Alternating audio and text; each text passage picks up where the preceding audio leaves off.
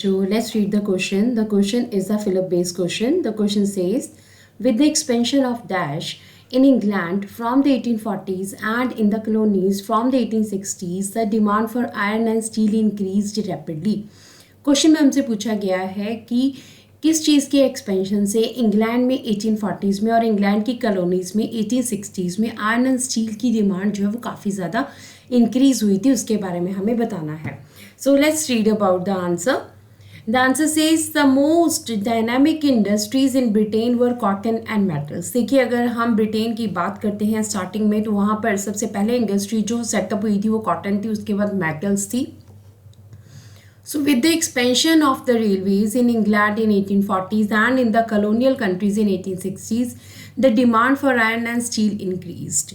देखिए क्या हुआ, जैसे ही रेलवेज का एक्सपेंशन हुआ इंग्लैंड में 1840s में और इसकी कॉलोनियल कंट्रीज में 1860s में, तो डिमांड आयरन एंड स्टील की जो है वो इंक्रीज होना स्टार्ट हो गई. अब ये डिमांड जो है वो इतनी इंक्रीज क्यों हुई थी, क्यों रेलवेज जो है उन्होंने इंपॉर्टेंट रोल प्ले किया था. So as iron and steel are bulky raw materials. देखिए, आयरन एंड स्टील क्या है, हमारे पास बल्की रॉ मटेरियल है, काफ़ी हैवी रॉ मटेरियल होता है.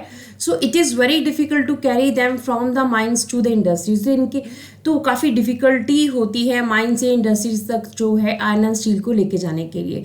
तो इसीलिए क्या हुआ कि जब इंग्लैंड में हमारे पास एक्सपेंशन हुआ रेलवेज़ का, तो उसकी वजह से इसको कैरी ऑन करना, आयरन एंड स्टील को कैरी ऑन करना इजी हो गया. So when railways were introduced it was very easy to carry them to the desired destination easily. तो क्या हुआ, रेलवेज जो हैं जैसे ही इंट्रोड्यूस हुए, उसकी वजह से क्या हुआ, क्योंकि रेलवेज जो है हैवी बल्कि मटेरियल को आसानी से जो है कैरी ऑन कर लेते हैं, तो डिज़ायर्ड डेस्टिनेशन कहीं भी लेके जाने के लिए, फार अवे प्लेसेस लेके जाने के लिए अब रेलवेज जो है वो काफ़ी इंपॉर्टेंट रोल प्ले करने लगे और आयरन एंड स्टील की डिमांड जो है वो भी बढ़ने लगी और उनकी इंडस्ट्रीज भी सेटअप होने लगी. तो इस तरह से हमारे पास जो आंसर है, द आंसर इज रेलवेज.